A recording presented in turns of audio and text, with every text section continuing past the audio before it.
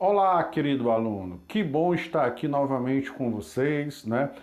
A turma agora não é mais do segundo ano, a turma agora é do terceiro ano, tá certo? Espero que todos estejam bem, todos estejam aptos, né, para a gente começar firme e forte esse ano, né? Vamos começar no modo ainda virtual, tá certo? E esperamos no decorrer do ano retornarmos ao modo presencial. No entanto, a gente não pode deixar a peteca cair, né? A gente tem o Enem no final do ano, tá certo? Então a gente tem que estar o quê? Preparado. A gente já começa com um assunto top hoje, né? A industrialização, tá certo? O capítulo 1 que a gente vai estudar é sobre geografia das indústrias. Mas para a gente estudar geografia das indústrias, é bom a gente conhecer um pouco, né, do processo de quê? De industrialização brasileira, tá certo? A indústria brasileira, tá certo? Bom, você já sabe, vou só reforçar. Se você estiver no computador, ótimo, a imagem está grande, perfeita. Se estiver num tablet, melhor ainda, tá certo? Mas se você estiver no celular, você bota ele na posição deitado. Fica interessante para você poder visualizar aqui o quadro, fazer as anotações necessárias, tá certo? Talvez hoje ainda o Google Sala de Aula não estejam funcionando, colocarei uma atividade relativa à aula de hoje no aluno online. Se o Google estiver ok, coloco nos dois. Se não tiver, só no aluno online. Tranquilo? Né? Como é que você vai responder? Vai precisar do livro? Se tiver com o livro, ótimo. Mas se não tiver, né, você presta atenção à aula, anota no seu caderno aí as informações e responde. Lembrando, né, que nós temos duas aulas para fazer isso. A gente ter este bate-papo inicial, tá certo? E depois resolver a atividade. A gente tem um horário aí meio que organizado para a gente poder, nessas 2 horas, né, cumprir esta missão, tá certo? Estou tendo esta aula inaugural com vocês utilizando um quadro branco, tá certo? No ano passado a gente utilizou bastante os slides, tá certo? Vamos ver se dá tudo certo a gente também utilizar o Meet, né, ou outro programa que possa reunir a turma toda, tá certo? Vamos procurar usar diversas maneiras para atingir você, tá certo? Então eu quero firmeza, tá certo? Eu quero disposição, eu quero alegria para a gente enfrentar este ano, né, um ano de desafio, que no final do ano vai ser coroado com uma boa prova sua para o Enem. E nada melhor, né, do que um assunto legal para a gente iniciar, o assunto de industrialização, tá certo? A gente aprendeu no ano passado, ainda me lembro, né, nas aulas presenciais, que a gente falou do processo de industrialização brasileira. Não, desculpe, do processo de industrialização mundial, né, a chamada Revolução Industrial que aconteceu na Inglaterra. Lembrando, isso foi meados do século XVIII. Aqui no Brasil, o processo de industrialização ele vai ser um processo tardio, tá certo? Atrasado, infelizmente, tá certo? Porque, lembra, né, nós éramos colônia, né, do governo português, né, que tratavam a gente apenas como fornecedor de matéria-prima. Nós éramos um país agroexportador, nós plantávamos para exportar. Veja bem, o nosso primeiro ciclo econômico é o ciclo que da cana-de-açúcar, com o objetivo de abastecer o mercado europeu e enriquecer, né, Portugal. E foi assim, toda a história do Brasil é isso, né? Nos dão, né, a condição de ser meramente um país exportador de matéria-prima. Dentro desse contexto, tá certo? Ficou difícil, né? Já que a coroa portuguesa não queria que nós nos industrializássemos, né? Na segunda metade do século XIX, nós tivemos dois empreendedores, né? Delmiro de Gouveia e Barão de Mauá, tá certo? Barão de Mauá, pessoal, conseguiu ser o homem mais rico do Brasil e ao mesmo tempo ele faliu, tá certo? Existe um filme muito bom, né, que vai mostrar a trajetória de empreendedor do Barão de Mauá, tá certo? A gente vai ver se consegue uma versão menor para você poder assistir. A gente vai organizar aí depois uma sessão bem legal sobre isso, tá certo? Podemos até marcar uma aula, vai ser a sessão para a gente entender um pouco a história de Barão de Mauá. O que a gente vai perceber? Que tivemos esses empreendedores, mas Portugal não via com bom interesse, né, essa história de industrializar o Brasil. O grande objetivo era que nós fôssemos meramente fornecedores de matéria-prima, as chamadas commodities, tá certo? Lembra, as commodities são produtos vendidos em bolsa de valores, produtos sem um acabamento final. São as matérias-primas, sem valor agregado, sem estar industrializado.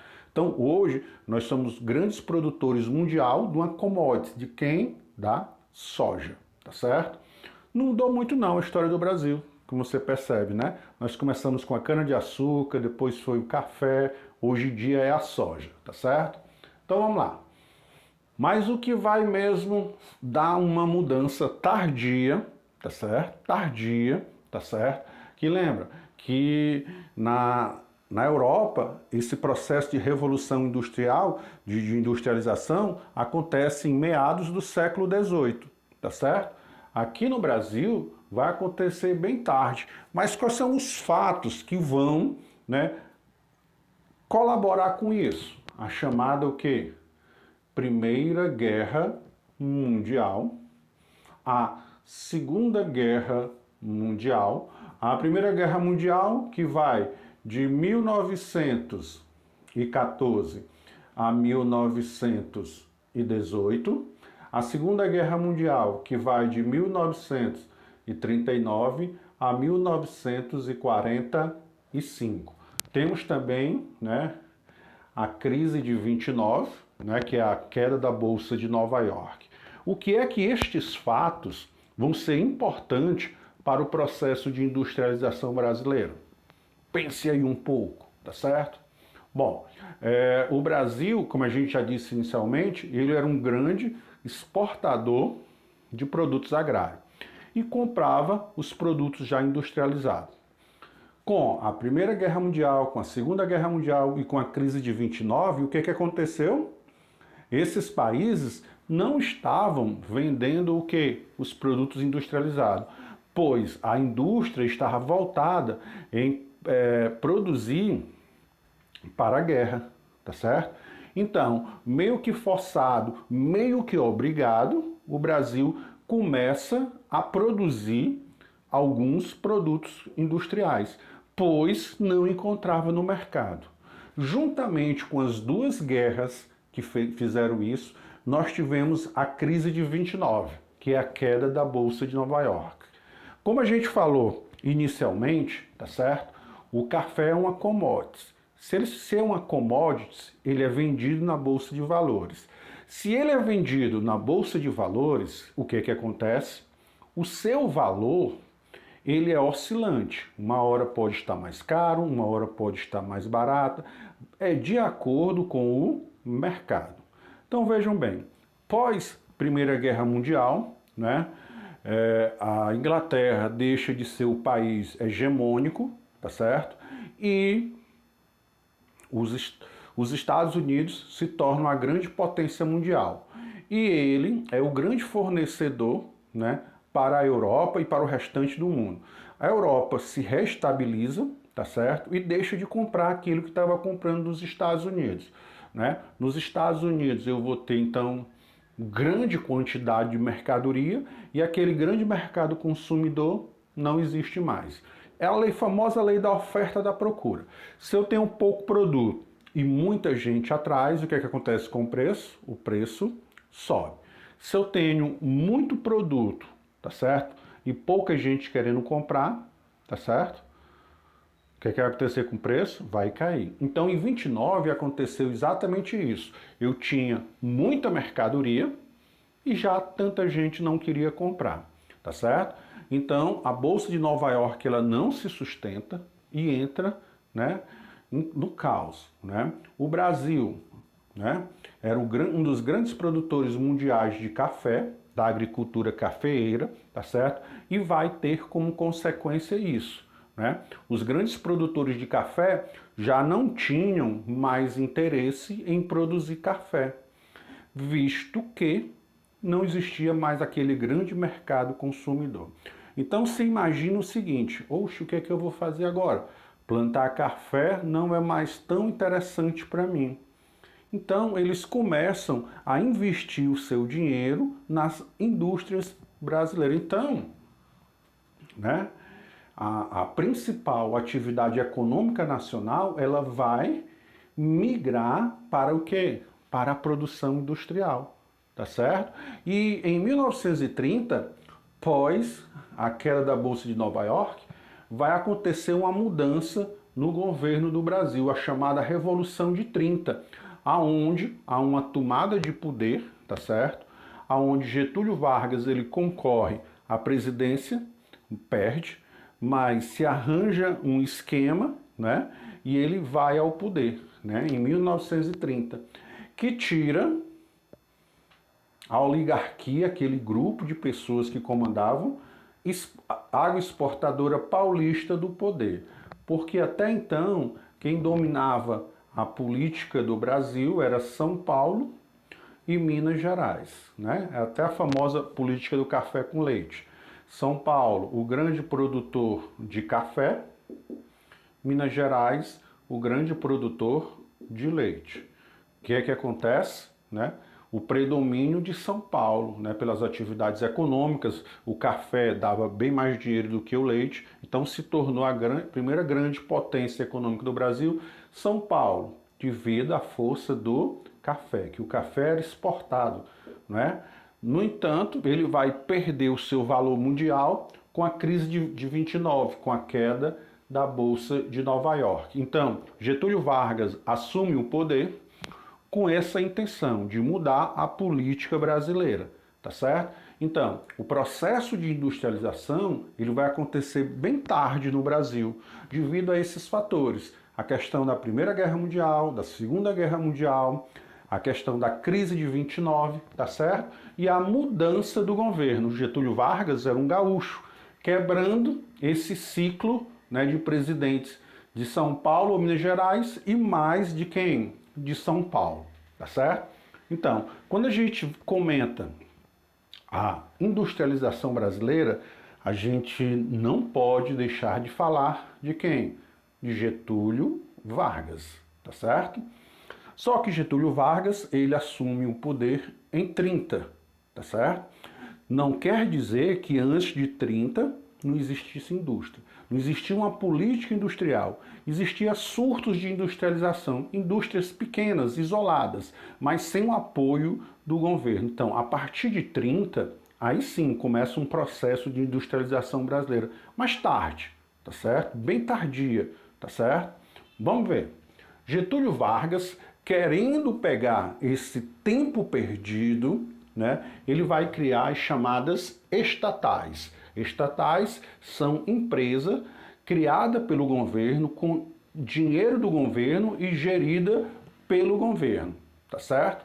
Então, ele com a necessidade de criar uma infraestrutura para a industrialização brasileira que já estava atrasada, ele vai criar os mecanismos para impulsionar esse processo de industrialização. Ele vai criar a Companhia Vale do Rio Doce, tá certo? Que era a antiga CVR, CVRD. Hoje, esta empresa já não é mais estatal, não pertence mais ao Estado, ela foi privatizada, hoje se chama Vale. A Companhia Siderúrgica Nacional também não é mais uma empresa estatal, ela foi privatizada. A Fábrica Nacional de Motores, FNM, não existe mais. A Companhia Hidrelétrica do São Francisco existe para tratar da questão energia. E a Petrobras também existe, mas ela não foi privatizada ainda. Então, a grande característica do processo de industrialização brasileira foi a presença do Estado. O Estado foi o grande elemento da industrialização brasileira, né? Não foi a iniciativa privada, lógico que ela se beneficiou, mas quem criou as estruturas necessárias para o Brasil se industrializar foi exatamente quem? Getúlio Vargas, certo? Com as suas companhias estatais. Ele se organiza exatamente para referendar aquele termo que eu falei, a substituição das importações, visto que durante a guerra os nossos países fornecedores de produtos, mercadorias industrializadas estavam em guerra. E o seu esforço de produção era para produtos voltados à venda para a guerra. Então, nós ficamos à mercê. Então, a gente começa a produzir, né, algumas mercadorias. Então, a este jogo de mudança de produção, nós vamos chamar o quê? A substituição das importações, né? 30, Getúlio Vargas, ele chega ao poder por um arranjo político, na verdade foi um grande golpe, e em 34 há uma eleição, né? Uma eleição direta, onde ele é eleito pelos deputados, não foi eleito pelo povo. Na verdade, de 30 a 45, ele está no poder, mas não foi pelo povo. Somente quando ele retorna depois, que ele é eleito pelo povo. Pela primeira vez, ele volta, né, nos braços do povo, mas infelizmente esse seu governo termina com seu suicídio. Mas isso a professora de História vai contar para vocês, né? Então vamos lá.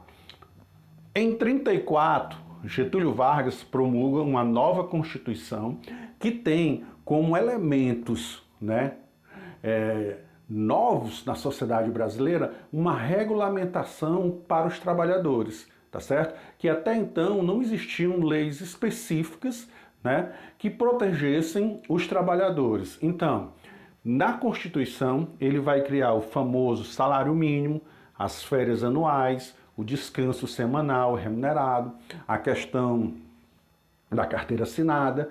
Ele vai criar a CLT, com a consolidação das leis trabalhistas. No entanto, né, essas leis foi um copiou-colou, né, lá da Constituição fascista de Mussolini da Itália, tá certo? O Getúlio Vargas, eles tinham assim um flerte com os líderes fascistas do mundo, com Hitler, com Mussolini, tá certo? Mas isso é história, não vamos aqui, senão a gente se perde nessas coisas bem interessantes, tá certo? Então, ele cria toda uma legislação trabalhista, tá certo?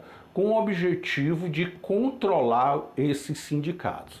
Mas mesmo assim, ele tem sim a sua importância, tá certo? Para o processo de industrialização brasileiro. Mas o que vai caracterizar Vargas, né, é exatamente o controle do Estado dentro desse processo de industrialização. O controle do Estado para beneficiar principalmente, né, o empresariado nacional, as empresas nacionais. Ele vai criar o BNDES, o Banco Nacional de Desenvolvimento Social, com o grande objetivo de financiar empresas brasileiras que criassem emprego, indústrias brasileiras. Então, grande característica de Vargas era o quê? O seu nacionalismo, né?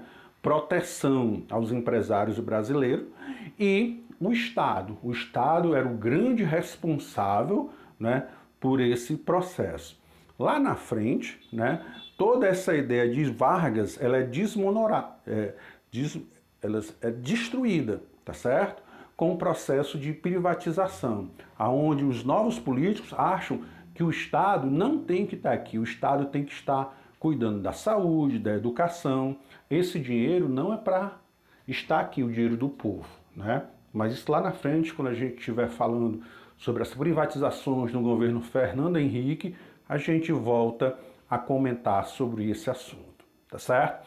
A gente vai ter um novo período interessante para o processo de industrialização brasileira no governo de JK, o Juscelino Kubitschek, com o famoso plano de metas. O plano de metas tinha 21 metas e tinha uma meta síntese, né? A meta síntese era a construção de Brasília, a capital federal. Anteriormente, a capital federal ficava onde? Ficava no Rio de Janeiro. Inicialmente, a nossa primeira capital foi aonde? Salvador, depois Rio de Janeiro, e na década de 50 ela vai para o meio do centro-oeste, ali em Goiás, né, o Distrito Federal, Brasília, tá certo? Então, o, a, o grande objetivo, né, do plano de metas era esse aqui, ó. Crescer 50 anos em 5. Olha aí, coisa boa. Como é que faz isso? Né? Era o plano do Juscelino Kubitschek, do JK. Né? Nesse plano havia incentivo às energia, às companhias hidrelétricas, à indústria, né, aos empresários estrangeiros. Então houve uma abertura da economia às multinacionais, diferentemente de Vargas, que fazia uma proteção, né, para os empresários brasileiros.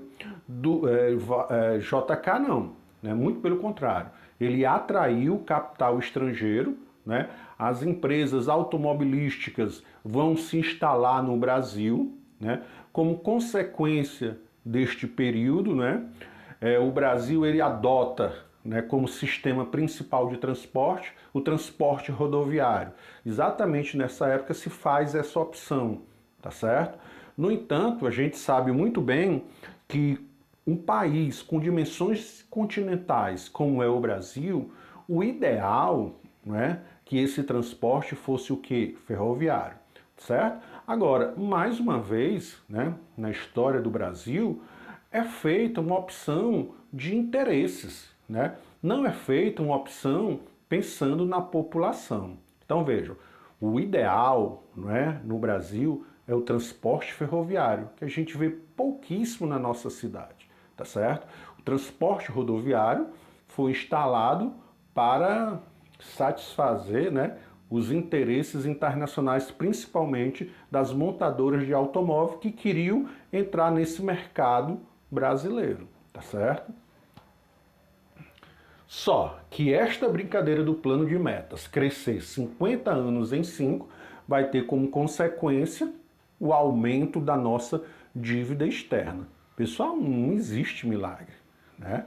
Como é que eu vou crescer, como é que eu vou investir naquilo, na outra, sem eu ter dinheiro, tá certo? Então, bate lá na porta do FMI, que é o Fundo Monetário Internacional, que é criado depois da Segunda Guerra Mundial, com o objetivo de ajudar os países em desenvolvimento, né, a superar suas crises financeiras, né, sob o apoio e tutela de quem? Dos Estados Unidos. Mas tranquilo, mas vamos lá. A gente vai ter outro período bem significativo, né, do processo de industrialização de 69 a 85, o chamado período militar, tá certo? Neste período militar, a gente vai atingir um desenvolvimento, né, bem grande, o PIB vai elevar, mas graças a um milagre. Vixe, você acredita em milagre? Que milagre era esse, né? Na década de 70, no início da década de 70, os empréstimos internacionais estavam com uma taxa de juro bem interessante, tá certo? Então o Brasil, o governo brasileiro, faz vultuosos empréstimos para fazer obras por todo o país. A usina de Itaipu, a ponte Rio-Niterói, a Transamazônica, os estádios de futebol em vários estados, Castelão, tá certo? Por exemplo, aqui foi na época da ditadura militar. Essas famosas obras faraônicas, essas obras gigantescas. Então causava realmente sim um desenvolvimento. O grande problema é que um dia essa conta bateu, né? Quem empresta dinheiro um dia quer receber com juros e correção monetária, tá certo? E quando isso começa a apertar? Em 1973, né, a primeira crise mundial do petróleo. Faltou petróleo, foi, Regis? Não, não faltou petróleo. Os países produtores da OPEP, Organização dos Países Exportadores de Petróleo, ali do Oriente Médio, né, resolveram, do dia para a noite, aumentar o barril de petróleo. Por quê? Porque uma questão geopolítica da região com o Estado de Israel, a questão dos judeus com os palestinos, tá certo? Então eles resolvem aumentar o preço do petróleo. Eles aumentando o preço do petróleo vai ter consequência em toda a economia, em todo o mundo, tá certo? Não foi diferente aqui no Brasil. Só que nesta época, né, os cientistas, pesquisadores brasileiros criam um programa alternativo, né? O álcool, tá certo? Hoje a gente chama de etanol, tá certo? Uma fonte alternativa contra esse combustível fóssil. Interessante, tem brasileiro bem, né? O importante seria o investimento na ciência, na tecnologia, na educação, para a gente não perder essas pessoas. Quando a gente perde essas pessoas, é chamado o quê? Fuga dos cérebros. As pessoas inteligentes vão para outros locais, aonde recebem incentivo para realizar suas pesquisas, tá certo? Mas voltando aqui para o assunto. Então, a este período de desenvolvimento industrial econômico é chamado o quê? De milagre econômico, que de milagre não tinha nada, tá certo? Na verdade, foi um grande enroleixo que vai bater na década de 80. Na década de 80 é a chamada década perdida, onde a gente vai pedir a moratória. Ixi, o que é moratória? Moratória é quando tu tá liso e diz assim, ei cara, me dá um tempo aí para eu pegar um fôlego, né? Daqui um tempo eu volto a pagar de novo. É dizer que tá liso e tá sem poder pagar. Então, na década de 80, o Brasil sim pediu moratória, tá certo? Então, pessoal, esse esquema aqui é o esquema inicial, tá certo? Sobre a questão da industrialização brasileira. Na próxima aula, eu já vou na década de 80, 90, até um pouquinho os dias atuais. Vamos só lembrar aqui do que a gente falou para a gente encerrar, tá certo? Para a gente resolver aqui as nossas atividades, né? Como eu disse para você, é só um bate-papo, a gente está começando, a plataforma ainda não está bem qualificada, mas só para a gente reencontrar, só para a gente, né, começar com o pique danado, né, você assistir, né? Mas vamos lá. Origens da industrialização brasileira, né? Então vejam, de início, né, a nossa tendência é ser meramente um país o quê? Exportador de matéria-prima, um agroexportador. Não dá mais do que isso. As tentativas, elas sempre são barradas por quem? Pela colônia portuguesa, né? Nós tivemos dois grandes empreendedores, Delmiro de Gouveia aqui no Nordeste, em Pernambuco, e Barão de Mauá, na região Sudeste, principalmente Rio e São Paulo. Ele criou o primeiro Banco do Brasil, ele fez a primeira estrada de ferro. O cara foi visionário mesmo, mas encontrou dificuldades no governo brasileiro. Fatores que vão contribuir para a gente começar o processo de industrialização tardio no Brasil. A Primeira Guerra Mundial, a Segunda Guerra Mundial e a crise de 29, tá certo? Neste período vai acontecer o que a gente chama o quê?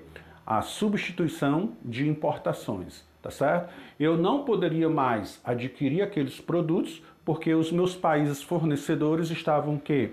Em guerra. Como eu começo esse processo de industrialização? Nós éramos um grande produtor mundial de café. A agricultura cafeeira era a principal atividade econômica. Então, os barões do café resolveram investir parte de suas riquezas aonde? Nas indústrias, tá certo? Para alavancar toda essa mudança, há uma mudança no governo, né? Sai aquele grupo, né, paulista e entra no poder quem? Getúlio Vargas, tá certo? Vargas, né, vai criar um modelo baseado no Estado, nas empresas estatais, como a Companhia Vale do Rio Doce, a Companhia Siderúrgica Nacional, a Fábrica Nacional de Motores, como a Petrobras, tá certo? A ideia é que o Estado alavancasse o processo de industrialização brasileira, pois a gente já estava bastante atrasado. Em 34, ele vai promulgar uma Constituição no qual vai garantir os primeiros direitos trabalhistas. Mas, na verdade, ele queria o que? Era controlar, ele queria manobrar os sindicatos, os trabalhadores. Mas a gente faz essa referência até hoje. Logo após, a gente vai ter o JK, o Juscelino Kubitschek, que vai ter como grande característica do seu governo o plano de metas, crescer 50 anos em 5. E ele vai ter como grande característica a abertura do Brasil para o capital estrangeiro, para a chegada das multinacionais, principalmente da indústria automobilística. Ele tem uma famosa foto na qual ele aparece no primeiro Fusca fabricado aqui no Brasil, um Fusca conversível, olha lá, tá certo? E construiu Brasília, tá certo? O grande problema dessa política desenvolvimentista dele é que deixou o país praticamente quebrado, né? Tivemos que bater a porta lá no FMI e dizer, ei, cara, estamos liso aqui, me ajuda, tá certo? Bom, outro período significativo desse processo é o período militar, não é? De 69 a 85. Ele vai ser caracterizado pelo famoso que? Milagre econômico. Tu acredita em milagre? Não existe milagre, não. Foi um grande, né? Opa, existe milagre sim, tá certo? Mas aqui na economia não, né? Na economia é trabalho, é organização, é seriedade, é honestidade, é outras coisas, tá certo? Então vejam, o que é que acontece, tá certo? Os grandes empréstimos internacionais fizeram esse crescimento. No entanto, toda essa taxa de juros é modificada com a crise de 73, com a primeira crise do petróleo. Como consequência, nós vamos ter a chamada década perdida, os anos 80, tá certo? Então vejam, tudo isso é para a gente entender como começa o processo de industrialização no Brasil, não é? Tardio, muito tarde, né? As etapas do processo da Revolução Industrial é o artesanato, a manufatura e a maquinofatura. A gente praticamente dá um pulo do trabalho artesanato para a maquinofatura, que são as indústrias, tá certo? Bom, o que é que nós vamos fazer agora, tá certo? Você agora vai no aluno online, que vai lá estar as atividades que você vai fazer hoje, vai postar, que já eu vou olhar quem fez para dar a presença, tá certo? Se a plataforma lá do Google Sala de Aula já estiver ok, funcionando, você já nas turmas direitinho, no aluno online você já está lá na turma direito, tá certo? Você já está no terceiro ano, tudo certo, certo? Lá no Google Sala de Aula que eu não sei. Quando tiver tudo certo, a gente vai sempre trabalhar no Google Sala de Aula, né? Eu acho mais interessante para postar as coisas, tá certo? Então, espero que a gente possa iniciar com o pé direito, tá certo? E que a gente possa, esse ano, né, estudar muito para ter notas boas no Enem. Tá ok? Então, a gente se despede aqui. Até a próxima semana. Então, vai lá no Aluno Online ou no Google Sala de Aula, que tiver a plataforma funcionando, né? O Aluno Online com certeza está. E responde as perguntas. Ah, Regis, eu estou sem um livro. Ah, quais são as páginas? Vamos fazer o seguinte, vamos fazer um exercício bem tranquilo, com o que você assistiu na aula de hoje, você vai responder. Teve dúvida? Assiste de novo e responde lá as perguntas. Hoje vamos fazer bem pouquinhas perguntas, só para iniciar, só para a gente, né, voltar no pique, tá certo? Tranquilo? Então estejam bem, se cuidem e brevemente a gente estará no modo presencial, tá ok? Até a próxima, queridos alunos.